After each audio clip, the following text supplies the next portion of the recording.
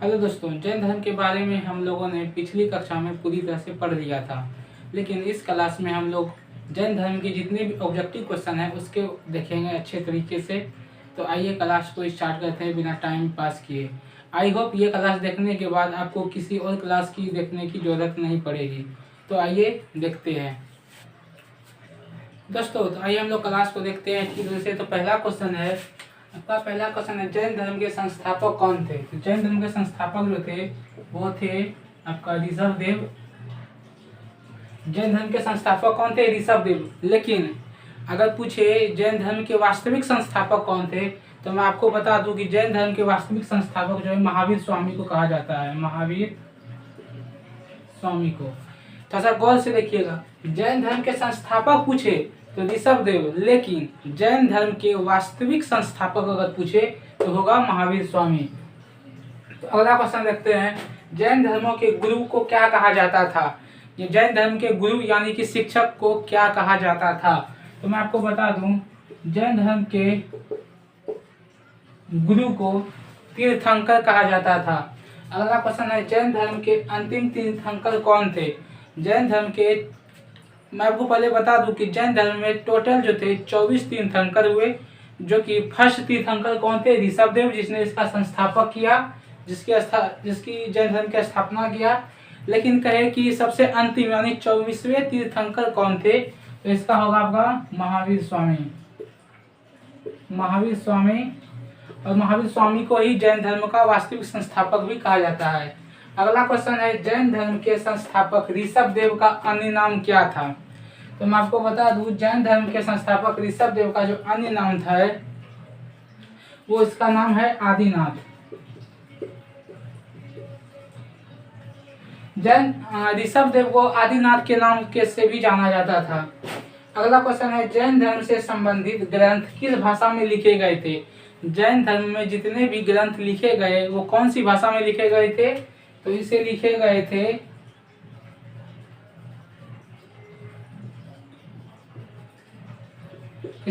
थे प्राकृत भाषा में। प्राकृत भाषा में, या तो आप बोल देता है अग्ध मगधी भाषा। देख लीजिएगा, जैन धर्म से संबंधित ग्रंथ किस भाषा में लिखे गए हैं? तो होगा प्राकृत भाषा में, या तो अगर ये ऑप्शन में नहीं है तो होगा अग्ध मगधी भाषा में। तो इसके आगे चलिए क्वेश्चन को देखते हैं दोस्तों। तो आगे की क्वेश्चन को हम लोग देखते हैं, लेकिन क्वेश्चन देखने से पहले मैं आपको एक चीज बता देता हूँ कि अगर आप इस क्लास को देख रहे हैं तो पूरी क्लास को देखिएगा, क्योंकि इस क्लास को देखने के बाद आपको किसी और क्लास को देखने की जरूरत नहीं पड़ेगी। तो आइए देखते हैं दोस्तों। अगला क्वेश्चन है, जैन धर्म के किस तीर्थंकर में विवाद है? क्वेश्चन का कहना है कि 24 तीर्थंकर जो हुए जैन धर्म में, ऐसा कौन सा तीर्थंकर थे, कौन सा गुरु थे जिसको लेकर अभी तक विवाद है? तो मैं आपको बता दूं,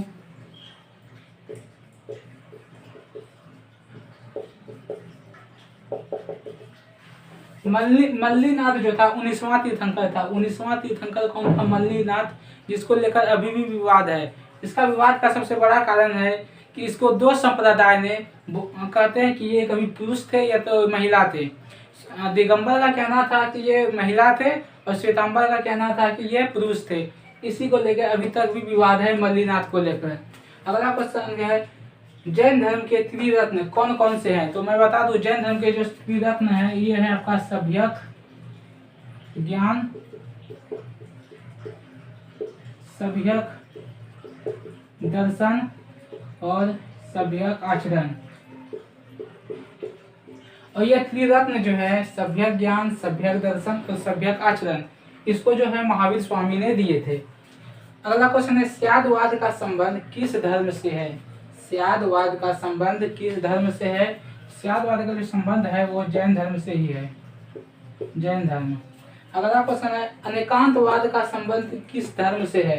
तो मैं आपको बता दूं, अनेकांतवाद का संबंध जो है ये भी जैन धर्म से ही है। अनेकांतवाद का मतलब होता है कि अलग अलग तरह के लोग अलग अलग चीजों में विश्वास करते थे। ये किस धर्म में? तो जैन धर्म में। अगला क्वेश्चन है, जैन धर्म का आधार क्या है? तो जैन धर्म का आधार जो है वो था अहिंसा। अधिकतर जो क्वेश्चन पूछा जाता है तो उसमें ऑप्शन में अहिंसा रहता है। तो अगर ऑप्शन में अहिंसा ना हो तब आपको लिखना है कर्म, कर्म लिखना है। लेकिन सबसे पहले फोकस रखना है आपको अहिंसा पे। तो जैन धर्म का आधार क्या है? तो अहिंसा। अगर अहिंसा ऑप्शन में ना दे आपको तब आपको कर्म लिखना है। तो आगे के क्वेश्चन और देखते हैं दोस्तों। अगला क्वेश्चन है आपका, जैन धर्म में शिष्य को क्या कहा गया? जैन धर्म में जो शिष्य होते थे, जो छात्र होते थे, उसको क्या कहा जाता था? उसको कहा जाता था आपका गंधर्व। जैन धर्म में शिष्य को क्या कहा जाता था? तो गंधर्व कहा जाता था। महावीर स्वामी के कितने शिष्य थे? तो महावीर स्वामी को जो है टोटल 11 शिष्य थे। महावीर स्वामी के कितने शिष्य थे? तो 11 शिष्य थे। अगला क्वेश्चन है आपका, महावीर स्वामी के बाद जैन धर्म को कितने भागों में बांटा गया? मैं आपको बता दूं, जैन धर्म को जो है महावीर स्वामी के बाद 2 भागों में बांटा गया। और वो कौन कौन से संप्रदाय में बंट गया? तो एक कहलाया आपका दिगंबर और एक कहलाया आपका श्वेतांबर। अब दोस्तों दिगंबर और श्वेतांबर क्या है, इसके पिछले वाली कक्षा में मैंने आप लोग को पूरी तरह से बता दिया था, पूरी तरह से डिटेल से आप लोग को पढ़ाया था इसके बारे में। आप लोगों ने अगर पिछली वाली क्लास को नहीं देखा था तो मैं उसका लिंक जो है डिस्क्रिप्शन में डाल दूंगा। लेकिन मैं आपको एक चीज़ बता दूं, इस क्लास को पूरा गौर से, पूरा ध्यान से देखिएगा लास्ट तक। एक भी क्वेश्चन इससे बाहर नहीं पूछा जाएगा, मैं आपको गारंटी देता हूँ। पूरी की पूरी क्वेश्चन मैं तैयारी करके आया हूँ, आपके लिए लेके आया हूँ। इससे बाहर एक भी क्वेश्चन नहीं पूछा जाएगा। लेकिन अगर आपने इसके पहले वाली वीडियो नहीं देखा है तो उसको भी जाके देख लीजिएगा, डिस्क्रिप्शन में मैं आपको लिंक दे दूंगा। चलिए अगला क्वेश्चन है आपका, श्वेतांबर अपना गुरु किसे मानते थे? तो श्वेतांबर जो अपना गुरु मानते थे ये स्थूल भद्र को जो है श्वेतांबर अपना गुरु मानते थे। अगला क्वेश्चन, दिगंबर अपना गुरु किसे मानते थे? तो दिगंबर जो है अपना भद्रबाहु को अपना गुरु मानते थे। कौन? दिगंबर भद्रबाहु को अपना गुरु मानते थे और श्वेतांबर जो है स्थूल भद्र को अपना गुरु मानते थे। चलिए आगे की क्वेश्चन और देखते हैं दोस्तों। अगला क्वेश्चन है आपका, जैन धर्म में साहित्य को किस नाम से जाना जाता है? मतलब कि जैन धर्म में जो साहित्य है उसको किस नाम से जानते थे? इसको जो है आगम या पूर्वा के नाम से जानते थे। इसको जो है साहित्य को आगम या पूर्वा के नाम से जानते थे। अगला क्वेश्चन है, जैन धर्म में कितने अंग और कितने उपांग हैं? तो मैं आपको बता दूं, इसमें 12 अंग और 12 उपांग हैं। 12 अंग हैं और उपांग है। और अंग का जो है अंग का क्या बोला जाता है? अंग जो थे उसको किसने रचना की थी? 12 अंगों की रचना किया था भद्रबाहु ने। अंग की रचना किसने किया था? भद्रबाहु ने। और उपांग की जो है इसकी रचना किया था इसका रचना किया था समस्त जैन विद्वानों ने। समस्त जैन विद्वानों ने मिलकर उपांग की रचना किया था और भद्रबाहु ने अंग की रचना किया था। अगला क्वेश्चन है, किन 2 तीर्थंकर का नाम ऋग्वेद में मिलता है? किन 2 तीर्थंकर का नाम जो है ऋग्वेद में मिलता है? तो ये दोनों, एक था आपका ऋषभदेव और एक था आपका अरिष्टनेमी। ऋषभदेव और अरिष्टनेमी का जो है नाम ऋग्वेद में मिलता है।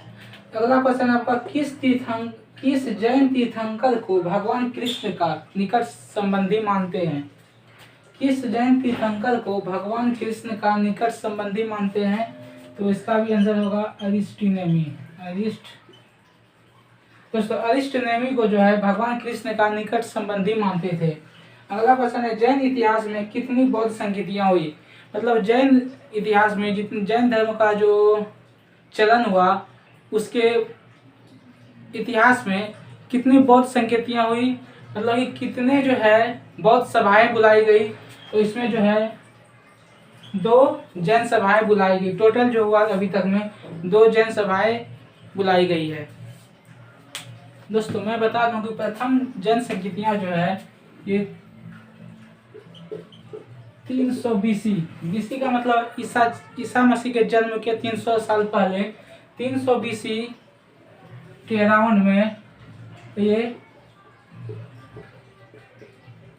पाटलिपुत्र, जो कि अभी पटना के नाम से जाना जाता है, कि वहाँ हुआ था। प्रथम जैन संगीतियाँ कहाँ हुई थी? 300 BC के अराउंड में हुई थी, पाटलिपुत्र जिसे पटना के नाम से जाना जाता है। द्वितीय बौद्ध संगीतियाँ कब और कहाँ हुई? तो ये आपका हुई थी 6ठी शताब्दी में। तो ये कहाँ हुई थी? ये हुई थी वल्लभी, गुजरात में।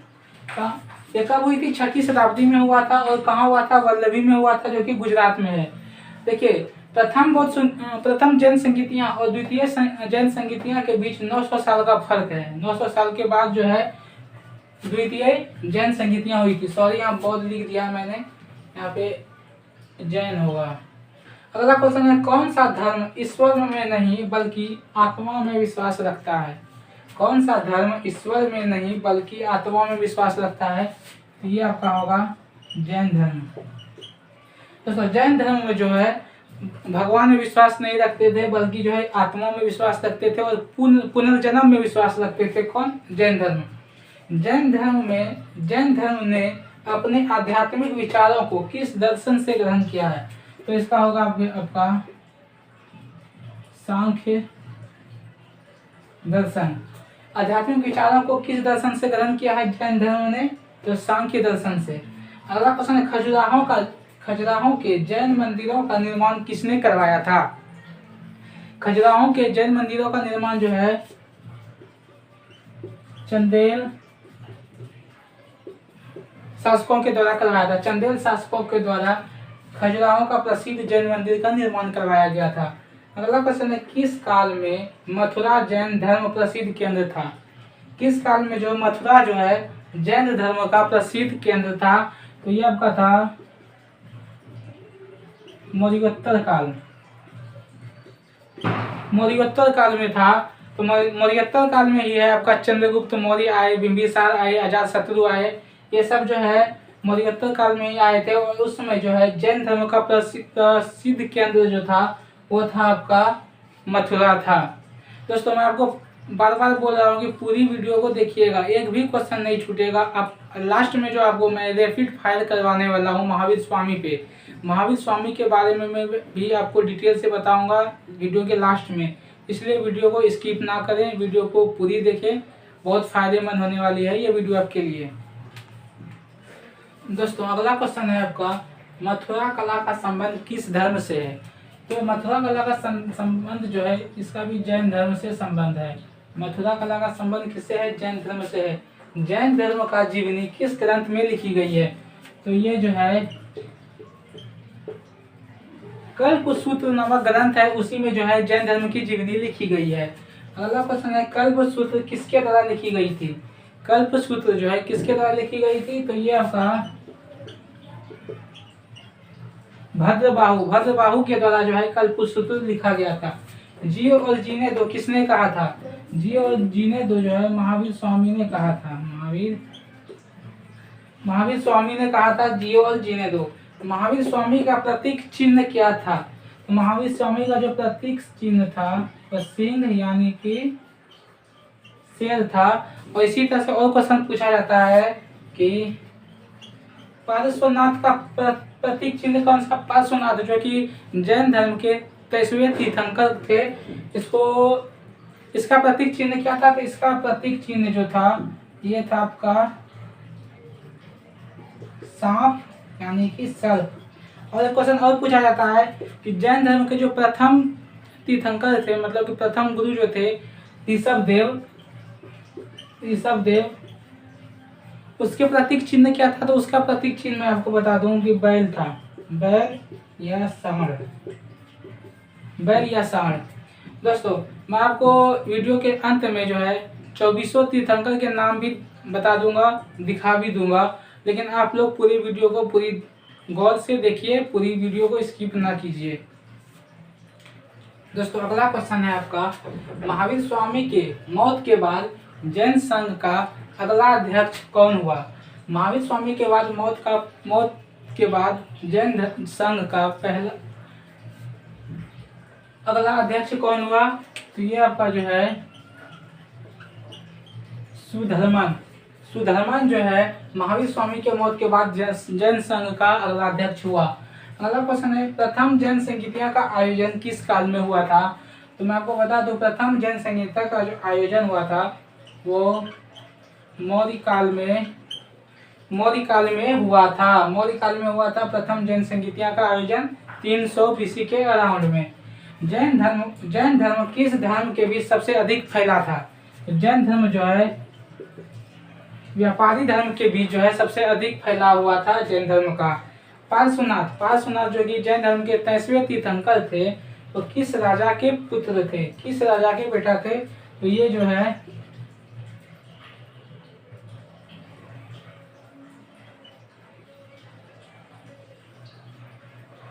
अश्वसेन के बेटे कौन थे? पार्श्वनाथ। मैंने वीडियो की शुरुआत में आपको जैसे बताया था कि मैं आपको महावीर स्वामी के बारे में रैपिड फायर बताने वाला हूँ, पूरी तरह से डिटेल से बताने वाला हूँ।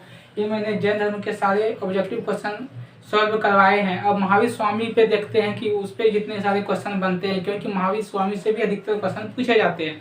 तो 2 मिनट अब महावीर स्वामी पे हम लोग देखते हैं। दोस्तों, अब महावीर स्वामी के बारे में एक नज़र डालते हैं, क्योंकि महावीर स्वामी को ही जैन धर्म का वास्तविक संस्थापक माना जाता है। तो महावीर स्वामी के जो पिता का नाम था यह था आपका सिद्धार्थ, और माता का नाम था त्रिशाला। पत्नी का नाम था यशोदा और बेटी का नाम था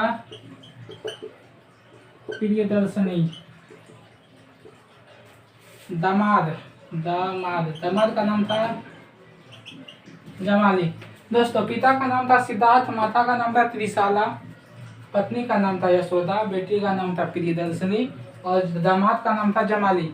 मैं आपको बता दूं, जमाली ही है जो कि महावीर स्वामी का पहला शिष्य बना था। क्वेश्चन अधिकतर पूछा जाता है कि महावीर स्वामी का जो है पहला शिष्य कौन था, तो आपको देना है जमाली। जमाली ही महावीर स्वामी का पहला शिष्य था।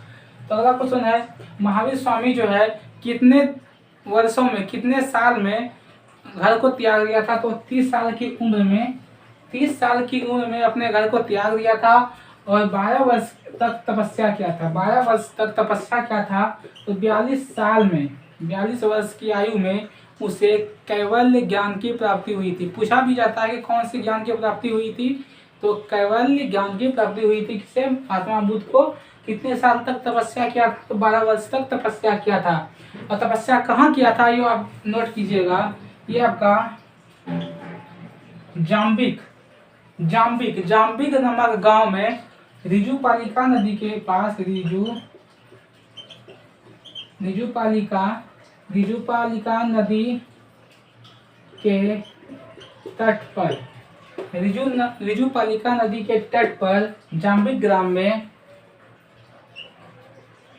साल वृक्ष के नीचे कैवल्य ज्ञान की प्राप्ति हुई थी। कैवल्य ज्ञान। इसे देखिए, बहुत सारे क्वेश्चन पूछा जाता है। यह भी पूछा जाएगा कि कौन से गांव में, तो होगा जाम्बिक ग्राम। यह भी पूछा जाएगा कौन सी नदी थी, तो रिजुपालिका नदी थी। और किस वृक्ष के नीचे, किस पेड़ के नीचे, तो साल वृक्ष के नीचे। कौन सा ज्ञान? तो कैवल्य ज्ञान की प्राप्ति हुई थी। किसे? महावीर स्वामी को। दोस्तों, महावीर स्वामी के जन्म के बारे में हमें बताना भूल ही गया। तो इसका जन्म जो हुआ था, जन्म 540 ईसा पूर्व में हुआ था। इसका अगला प्रश्न पूछा जाता है कि इसके प्रथम शिष्य कौन थे महावीर स्वामी का? तो मैं आपको बता दूं, जमाली था, जो कि इसके दामाद थे। लेकिन अगला क्वेश्चन पूछा जाता है कि प्रथम महिला शिष्य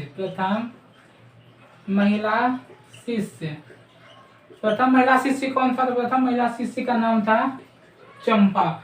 महावीर स्वामी के प्रथम महिला शिष्य का नाम कौन था? चंपा। दोस्तों, अगला क्वेश्चन जो है, महावीर स्वामी पहला उपदेश कहाँ दिए थे? तो ये राजगीर में दिए थे। और सेकंड उपदेश कहाँ दिए थे? तो सेकंड उपदेश जो है पावापुरी में दिए थे। सेकंड वाला उपदेश। इसके दो शिष्य बहुत फेमस हुए आगे चल के, एक था आपका स्थूल भद्र और एक था आपका भद्रबाहु, जिससे ये दोनों ने मिलकर दो संप्रदाय, जैन धर्म को दो संप्रदाय में आगे चल के बांट दिया, एक कहलाया दिगंबर और एक कहलाया स्वतंबर।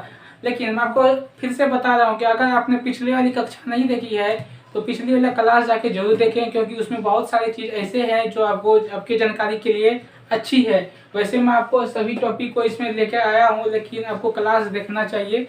आप जाके देखिए, बहुत से डाउट आपको खत्म हो जाएंगे। अगला क्वेश्चन है कि महावीर स्वामी का जो है मृत्यु यानी कि देहांत यानी कि निर्वाण कब हुआ? निर्वाण यानी कि मृत्यु ये आपका 468 BC में हुआ था। कब कहाँ हुआ था? ये आपका पावापुरी में हुआ था। पावापुरी में हुआ था, नालंदा जिला में, नालंदा में। वैसे में आपका जन्म 540 BC के में हुआ, लेकिन हुआ कहाँ था? ये आपका होता वैशाली में, वैशाली के कुंड ग्राम में। वैशाली के कुंड ग्राम में जो है किसका जन्म हुआ था? महावीर स्वामी का। महावीर स्वामी पे भी जितने क्वेश्चन थे हम लोगों ने देख लिए। अगर कोई क्वेश्चन आपको डाउटफुल है तो आप क्लास जाके देखिए, मैं आपको बार बार सजेशन दे रहा हूँ, क्लास जाके देखिए, आपको वो भी डाउट क्लियर हो जाएगा। दोस्तों बहुत सारे क्वेश्चन ऐसे पूछे जाते हैं कि किस राजा का संबंध जो है, किस राजा का संबंध जैन धर्म से है। तो ये भी आप नोट कीजिएगा कि चंदेल शासक, चंदेल राजाओं का जो संबंध थे वो जैन धर्म से थे। फिर आपका होता है चंद्रगुप्त मौर्य, फिर आपका आता है उदयन, फिर आपका आता है खाखेर, एक खाखेर नाम का राजा था, वो भी आपका कलिंग। आप लोग नोट कीजिएगा, ये भी क्वेश्चन पूछा गया है इसलिए मैं बता रहा हूँ। और आपका अगला आता है अमोघवर्ष,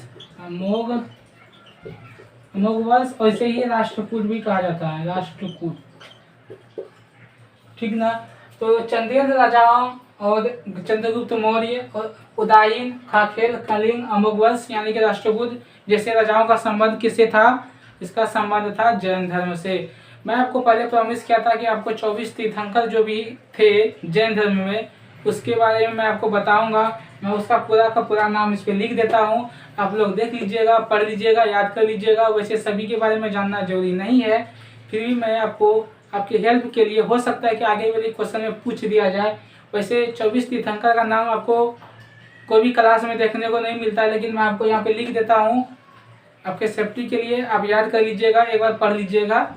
चलिए मैं आपको लिख देता हूँ।